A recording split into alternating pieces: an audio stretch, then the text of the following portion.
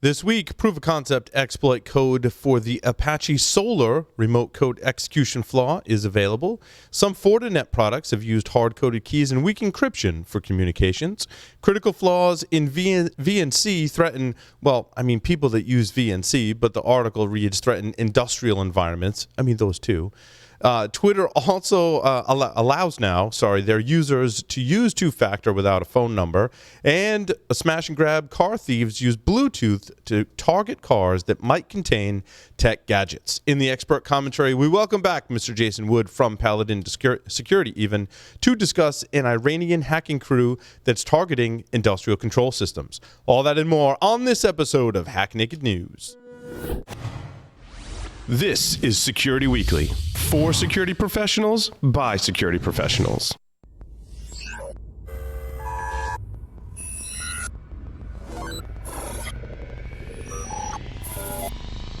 Broadcasting live from G-Unit Studios in Rhode Island, it's the show that brings you the security news each week. And despite popular belief, we do wear pants.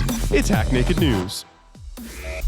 Make sure your team is prepared to fight off the latest cybersecurity threat. IT Pro TV is the resource to keep you and your IT team skills up to date. You can stream IT Pro TV courses live and on demand, so there's no need to send staff to off-site training. Team subscriptions include Pro Portal, so managers have full control over your team's training schedule. Go to itpro.tv/hack-naked and use the code HN30 to try it free for 7 days and receive 30% off your monthly membership.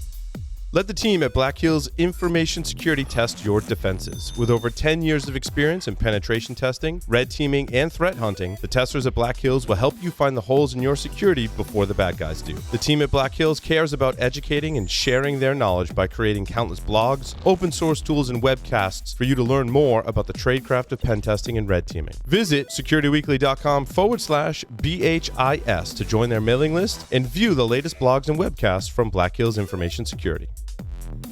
Welcome to Hack Naked News, episode number 243 for November 26th, 2019. I'm your host, Paul Asadorian. Register for our upcoming webcast with Steve Laubenstein of Core Security by going to securityweekly.com. Click the webcast drop-down menu, select registration. If you missed any of our previous webcasts, you can select the on-demand drop-down, and in either case, receive 1 CPE credit per webcast. And now, the security news. A proof-of-concept exploit code for the Apache Solar remote code execution flaw is available online. My comment on this one is configuration management is important. So the quote from the article is, if you use the default solar.in.sh file from the affected releases, then JMX monitoring will be enabled and exposed on RMI_port, which probably is an environment variable. The default is 18983 without any authentication. It goes on to say if this port is opened for inbound traffic in your firewall or some such software that controls who can access what port, like your Docker configuration, then anyone with network access to your Solar nodes will be able to access JMX, which may in turn allow them to upload malicious code for execution on the Solar server.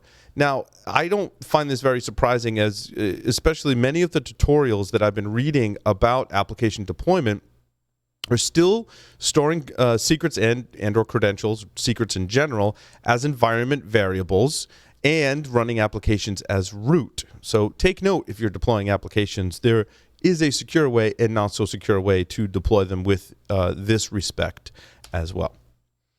Many applications are impacted by a GIF processing flaw that was patched in WhatsApp. Tracked to CVE 2019-11932, the security flaw exists in the open source library named, well, the name is there anyway. In an open source library. It's part of the Android GIF drawable package and is used by numerous Android applications when processing GIF files. WhatsApp for Android was one of the impacted applications, and Facebook patched it in the recently released version 2.19.244. However, many other apps are still vulnerable as they use a vulnerable version of the library. Of course, an attacker has to send a malicious GIF file to in a WhatsApp user's case that's using that app, it would automatically trigger the security bug as soon as the app generates a preview for the file in the WhatsApp gallery. Now, back to other applications that use this library, the researchers found that in Google Play alone, more than 3,000 applications use the library. They also found that many similar apps hosted on third-party app stores, such as One Mobile, 9apps, 91 Market, anyway, and a whole bunch of others, also contain this vulnerable library. Some Fortinet products used hard-coded keys and weak encryption for communication. Security researchers from the SEC Consult Vulnerability Lab discovered multiple Fortinet products use weak encryption cipher, XOR. If that, I guess, anyway. We're just pausing there for everyone's laughter and anger to get out. And then with a static key, just to add on to that as well, in the cryptographic keys used to communicate with the FortiGuard web filter, anti-spam, and antivirus cloud solutions. An attacker could exploit these issues to eavesdrop on user traffic and manipulate it. The flaw discovered by the researchers has been tracked as CVE 2018-9195. The experts also published proof-of-concept code to trigger it in the form of a Python 3 script that decrypts FortiGuard messages. Critical flaws in VNC threaten industrial environments. Of course, these bugs threaten any environment using VNC, not just limited to ICS. However, Kaspersky found vulnerabilities not only in the client, but also in the server side of the system. Many of the latter, however, can be exploited after password authentication. Across all 37 bugs, there are two main attack vectors, the firm said. An attacker is on the same network as the VNC server and attacks it to gain ability to execute code on the server with the server's privileges, or a user connects to an attacker's server using a VNC client, and the attacker exploits vulnerabilities in the client to attack the user and execute code on the user's machine.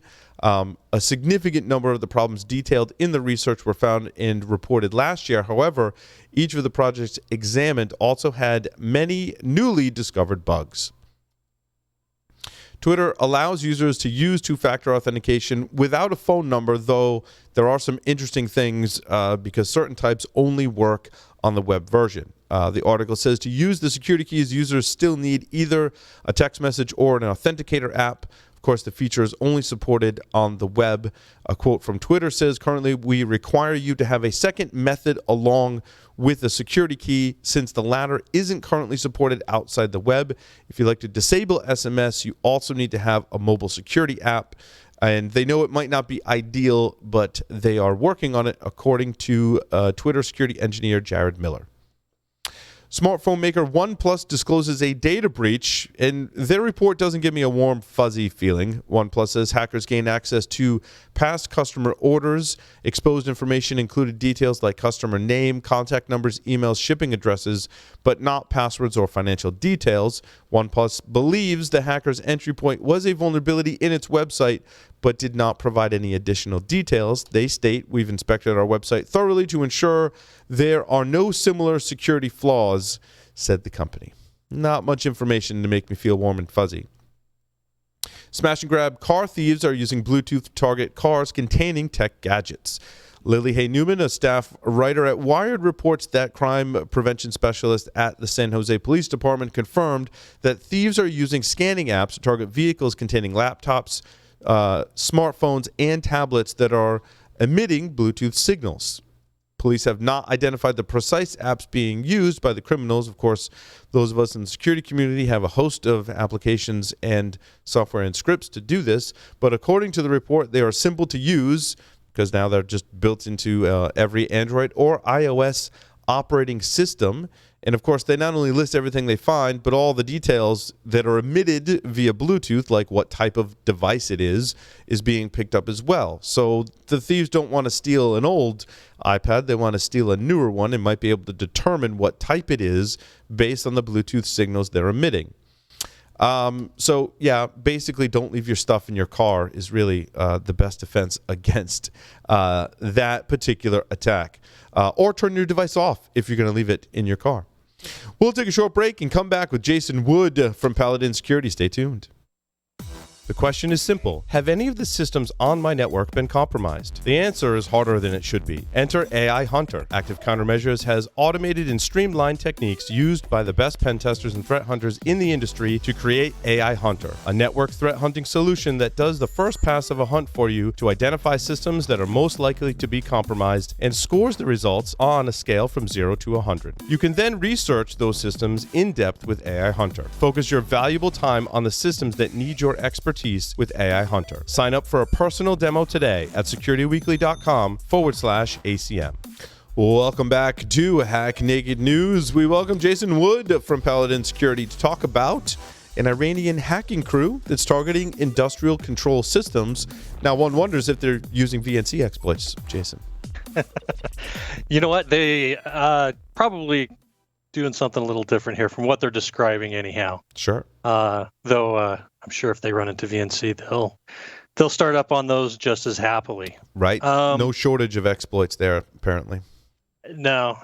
So this report actually came out of a article on Wired, and it was covered by Andy Greenberg, who was at the CyberWarCon last week, where Ned Moran of Microsoft spoke about how a Iranian group attributed, known as APT-33 or Refined Kitten or Elfin and some other names. I like Refined Kitten. Can we use Refined Kitten from this? Refined Kitten? All right. I'll use Refined Kitten throughout the rest here as I'm reading along. But basically, this crew has been really active over the last year. Not very sophisticated. What you're looking at primarily that they're talking about is password spraying attacks. They're just hammering up against tens of thousands of organizations with it to see, what they can find. Now, the article and the focus of Mr. Moran's talk was that they've changed tactics in the last couple of months. They've pared that list of tens of thousands of organizations down to about 2,000 organizations. Allows them to use more passwords because now they're a little bit more focused in their attack. And one of the things that in his talk that he was focusing on was that included in this group of 2,000 companies, there's a higher focus on ICS related companies. So not necessarily an energy company or whatnot, but if you're making hardware or software or anything providing services related to industrial control systems, then they are under more attack. And they said basically about half of the top makers were in that list. And to quote what Moran said, is dozens of related companies. So dozens, 36, 48, something like that, companies out of 2,000. So it's not a huge focus of these guys, but it is they obviously made the cut for additional activity. Yeah, and it sounds like they're going the reverse way in the stack, right? Rather than looking at industrial control systems in the U.S. and trying to figure out what they do, they're going to the manufacturers of potential ICS devices and working their way back towards the customer. And Correct. That level of information is actually, it's stuff that we know. We know ICS researchers, and that's what they do, right? You start with the manufacturer, and then you can see all of the different points where it's being distributed, how it's being distributed, how it's being used is very useful information if you're targeting industrial control systems. Right, and that is actually something that Moran made a comment on here. Is he didn't think, and Microsoft's threat intel group's opinion is that they're not necessarily targeting these companies for themselves. They're looking, further downstream at the companies that will be using these systems, which we start getting concerned because they control things like water and power and other things we really like to have working. Right, and all it takes is some backdooring in the manufacturer's software that gets pushed down, and now you've got a backdoor in potentially a system that, even if it is cut off from the world, well, it's going to be hard to talk to it, but putting backdoor code in those types of systems is kind of scary. Yeah, and you don't have to do much more than some Shodan searches to start finding things that shouldn't be online that are. Mm-hmm.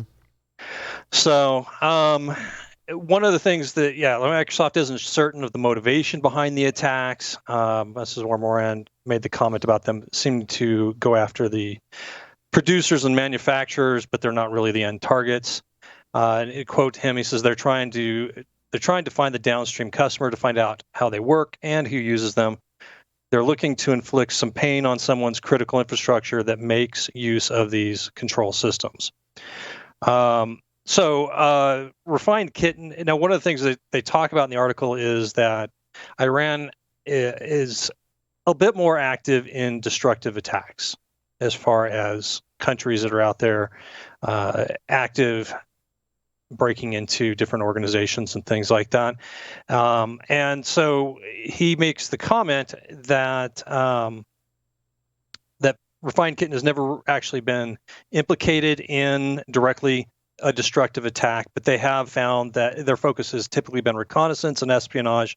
But Moran points out that their fingerprints, in quotes, have been on intrusions where somebody came in later and then committed destructive attacks. But they're still kind of fumbling around trying to figure out what is the reason for this, why this change, because it was like 2 months ago they said they observed this change of a narrower focus that includes these companies. Others out there have kind of commented back. Adam Myers of CrowdStrike, my full-time employer, pointed out that even with the narrower focus and stuff like that, there's still not enough information to figure out really what they're after. They still could be committing espionage or things like that, and that it would be easier to compromise one of these organizations and pivot into the energy companies that use their products. Again, goes back to that idea of a supply chain attack. So really, it was interesting reading, but what do we do about this? Well, obviously, if you're working at a company that makes ICS software, hardware, or provides services related to these organizations, you probably should be aware that you may be under closer scrutiny by some of these groups, particularly Refined Kitten or APT33, whichever you prefer. And so you could start looking at your attack surface out there, look at their tactics. Like I said, they like to use password spraying. You should see a spike in failed authentication attempts. So that's something to keep an eye out for. And you just want to put some of this information to the context of your organization and what you're dealing with. For the rest of us who don't or aren't involved in that type of environment, maybe we can play armchair general a little bit here and speculate on why this could be happening, which I kind of get a kick out of doing. That's our job. It's our job, Jason. It is. It is. We can speculate. This is the commentary section, doggone it. That's right. Let's speculate. But one of the things that crossed my mind is you have, and I'm going to butcher this probably, but we have threats being made by General Hossein Salami of the Iran's Revolutionary Guard, where he has stated to countries out there, the United States, Israel, Saudi Arabia, etc., if you cross our red line, we will destroy you. We will not leave any move unanswered, end quote. So if you're Iran, you have to take a look at your capabilities and the capabilities of your enemies. Can Iran do a heads-up war with the United States where both sides are really committed to fighting it out? And the answer is no, probably not. They can certainly cause damage, cause loss of life, but they're not going to beat the U.S. military in that regard.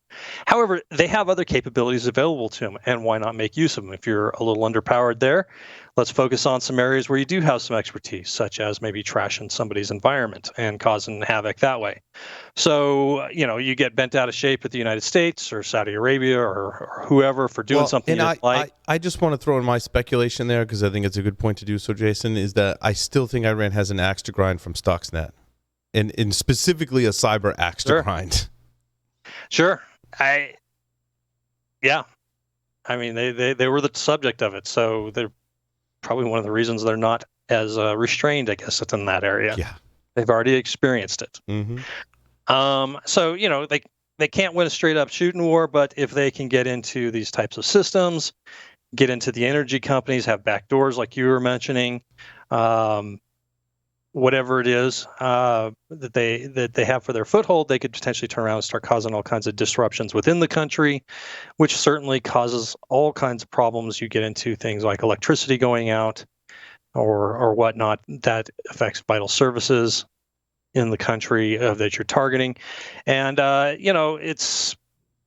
his statements seem to be, when I first read them, I focused on conventional war, but he didn't exclude anything here on how they would respond.